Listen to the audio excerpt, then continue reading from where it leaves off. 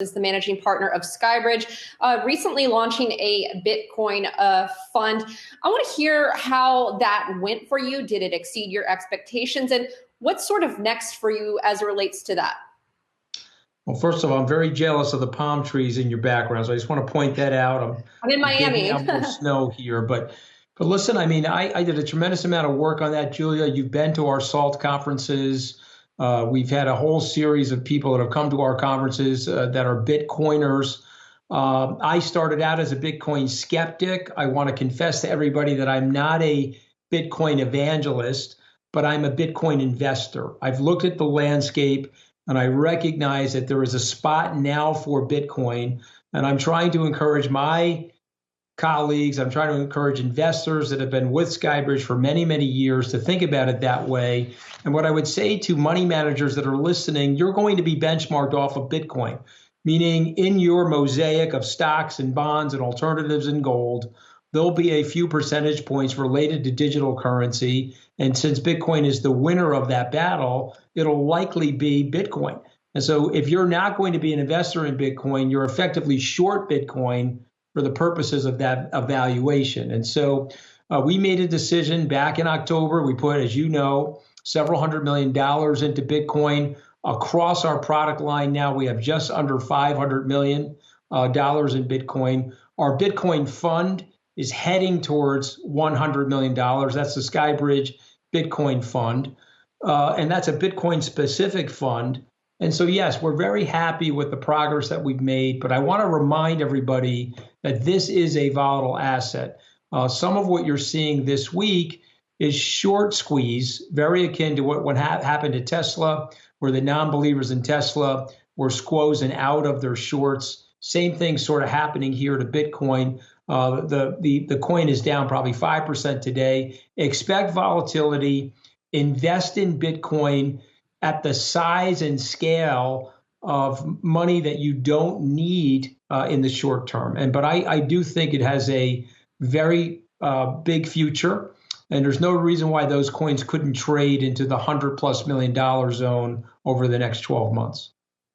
$100+ million zone. So wait a second. Can we get an update on I meant to say the $100,000 zone. I was mixing my metaphors. I meant to say it's an $800 billion total market cap. I was thinking that when I spoke, but I see it going up over $1 trillion, and it could easily trade $100,000 per coin.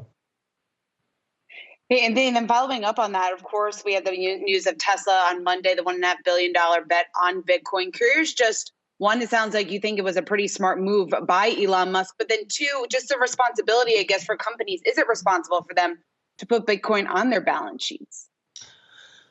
So I think the dilemma for those companies is fiat currency. They're watching the American government produce dollars at an alarming rate. We have 23.6 more dollars in production and in our money supply than we did 6 months ago. And if you really analyze the $1.9 trillion stimulus, it's very likely that we'll get another 17% more dollar production. So you'll be sitting here in a 12-month period of time, you'll have 40% more dollars or 40% more fiat currency. And so if you're looking at dollars in your bank account, you're like, okay, wait a minute, this may not be the store of value that I need from a corporate standing. And Bitcoin, which is an expanding monetary network, now fully robustly scaling pursuant to Metcalfe's law, you could be saying to yourself, okay, I'm losing value in dollars, but I'm not necessarily losing value in Bitcoin because of its scarcity. It's sort of tracking and it's sort of standardizing in terms of a store of value. So, Ross Stevens was speaking to Michael Saylor early in the week. He's the CEO of NYDIG, a personal friend of our firm's. He basically said, listen, your Hamptons real estate's going up in fiat currency, but Bitcoin is pacing it. And I think that's the dilemma for CFOs right now, is they're watching this dollar production, this proliferation of dollars. They're saying to themselves, okay, maybe I need to have some of this. It's very fungible. It trades in a liquid manner. It trades in a millisecond, and it is scaling. Over 100 million people are using Bitcoin today. Very likely that 1 billion people will be using it in 5 years. As everybody on this presentation knows, there's only 18 million coins. 21 million in total, 3 million of which have been lost. And there's a few million coins left to be mined. So it's a fairly scarce asset. And I think this is the reason why you're seeing such an upward pull on price. When you just got to the question I wanted to ask you, there's only a few coin left to actually be mined. So that would make the $100,000 call much more within the next year, 2 years? What do you think? Well, I think so. If you look at a stock to flow chart and you look at demand that is building, and you see Elon Musk as a leader in this space. Remember, he was buying the coin 6 weeks ago. His average cost is probably $33,000.